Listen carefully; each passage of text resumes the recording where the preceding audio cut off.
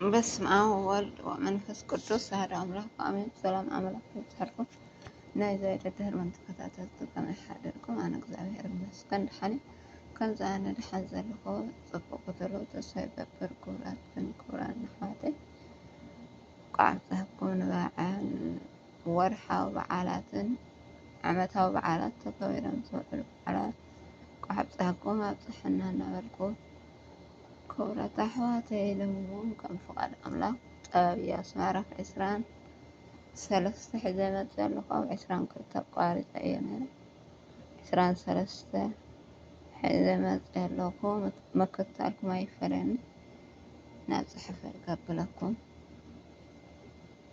ጥበብ ኢያሱ ወዲ ሲራክ ምዕራፍ 23 ኦ እግዚአብሔር ኣቦይ ናይ ህይወተይ ጎይታ ኣብ ጌጋ ዘረባይ ኣይተውድቀኒ በእዎ ምክንያት ክወድቅ ኣይትሕደገኒ።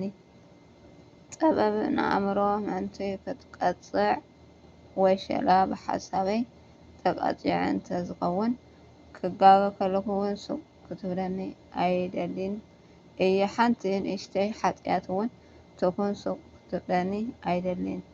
እዚ ከዓ ጌጋ ኣብ ልዕሊ ጌጋ እናፈፀምኩ ሓጢኣት ከይበዝሐኒ እሞ ኣብ ኢድ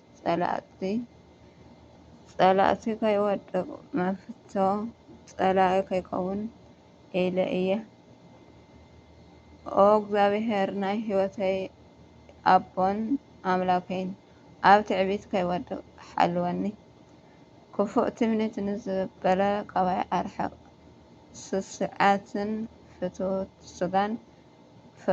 ስጋን ከይስዕረኒ ሓልወኒ።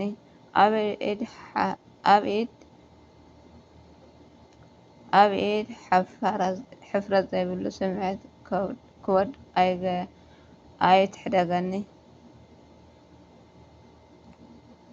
ደቀይ ብዛዕባ እሩም ኣዘራርባ ከምህረኩም ፀኒድኩም ስምዑኒ። ከምቲ ዝበልክዎ እንተደኣ ገይርኩም ኣብ ፀገም ኣይትወድቁን ኢኹም። ሓጥኢ ብመልሓሱ ኣብ መፃወድዮ ይኣቱ ተፀራፍን ዕቡይን ከዓ ዘረብኦም ይሕንከሉ። ናይ ምምሓል ልምዲ ኣይሃሉካ ነቲ ቅዱስ ዝኾነ ስም እግዚአብሔር ከዓ ብከንቱ ኣይትስመዮ። እቲ ኩሉ ሳዕ ዝውቃዕ ባርያ ስንብራት ከምዘይፈልዮ እቲ ኩሉ ሳዕ ስም እቲ ቅዱስ እናሰመየ ዘምሕር ሰብ ድማ ሓጢኣት ኣይፍለን እዩ። ብዙሕ ማሕላ ዝበዝሖ ሰብ ብሰሪ ሓጢኣት ሓጥኢ እዩ። መቅፃዕቲ ካብ ገዛኡ ኣይክጠፍእን እዩ። ንማሕላኡ ከይፈፀመ እንተተሪፉ ይእበስ። ነቲ ማሕላኡ ሸለል እንተበሎ ከዓ ዕፅፊ በደል ይገብሮ። ኣብ ዘየደልዮ እንተማሒሉ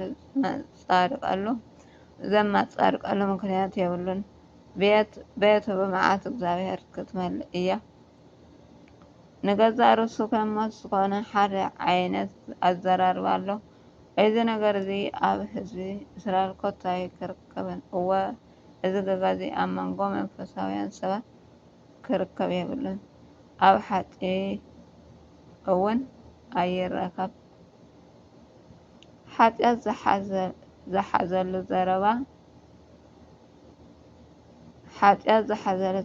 እዩ እሞ ካብ ኣፍካ ዘእርኖብ ጽያፍ ዘረባ ኣይውፃእ። ኣብ ማእከል ዓበይቲ ሰባት ክትቅመጥ ከለኻ ነቦካ ነድካን ዘክሮም።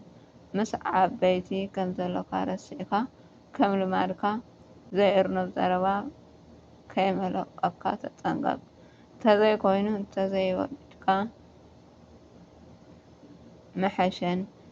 ተዘይትውለድ መሐሸኒ ክትብልካ ነቲ ዝወለድካላ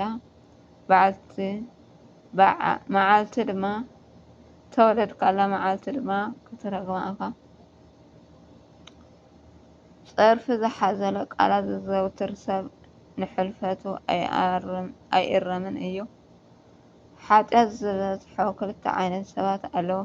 እቲ ሳልሳይ ድማ ቁጣዐ ኣምላክ ይሐስብ እሞ እቶን ሓዊ ሃልሃል ዘብል ፍትወት ስጋ ዘለዎ ሰብ እቲ ሓዊ በሊዑ ክውድኦ እንተዘይኮይኑ ኣይረዊን እዩ። እቲ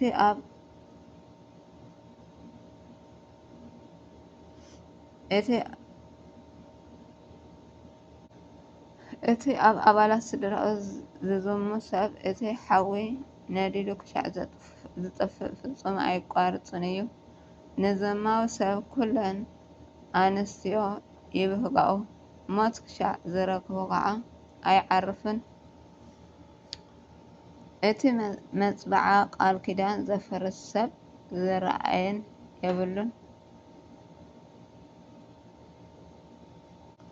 ዝርእየኒ የብለይ ጸልማት ከዊዱኒ ኣሎ መንደቅ ከዓ ሓቢእኒ ኣሎ ሓደ እኳ ይርአየንን ስለምንታይ እየ ዝፈርሕ እቲ ኣዝዩ ልዑል ዝኾነ እግዚኣብሔር ሓጢአተይ ኣይክስተባህለሉን እዩ እናበለ ምስ ርእሱ ይዛረብ። እዚ ሰብዚ ሰብ ከይረአየኒ ዝብል ጥራይ እዩ ፈሪሑ። ኣዒንቲ እግዚኣብሔር 10,000 ግዜ ካብ ፀሓይ ብሩህ ምዃኑን ንተግባራት ወዲ ሰብ ከም ዘቋምትን ነቲ ተሓቢእና እንገብሮ ኩሉ ዝርኢ ምዃኑ ኣይርድአናን እዩ። ንስጋ ፍጥረት ቅድሚ ምዃኑ ይፈልጥ ነበረ፣ ምስ ተፈጠረ እውን ኩሉ ኣብ ኢዱ እዩ። እዚ ሰብ እዚ ብዘይተፀበዮ ግዜ ክትሓዝ እዩ። ኣብ ቁርዓት እታ ከተማ ከዓ ክቅፃዕ እዩ።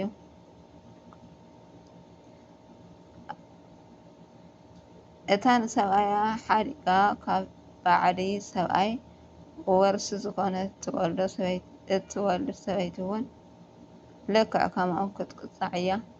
እዚ ከዓ ብቀዳማይ ደረጃ ሕጊ እቲ ልዑል ዝኾነ እግዚኣብሔር ስለ ዝፈረሰት፣ ብካልኣይ ደረጃ ንሰብኣያ ዘዋርድ በደል ስለ ዝገበረት፣ ብሳልሳይ ደረጃ ዝሙት ስለ ዝገበረት ማለት ዞምያ ካብ ካሊእ ሰብኣይ ደቃ ስለ ዝወለደት ክትቅፃዕ እያ። ንሳ ንገዛእ ርእሳ ኣብ ቅድሚ መጋብያ ክተዋርዳ እያ። ኣብ ልዕሊ ደቃ ከዓ መቅፃዕቲ ክወርድ እዩ። ደቃ ኣይክተሉን እዮም፣ ዘርኢ ከዓ ኣይከስስን እዮም።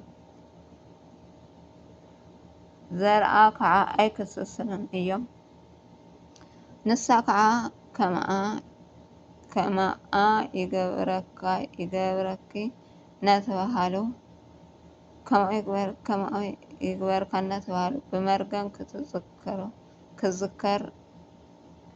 ብመርገም ክትዝከር ክትነብር እያ። እቲ ዝተቀበለቶ ውርደት ከዓ ኣይክድምሰስን እዩ።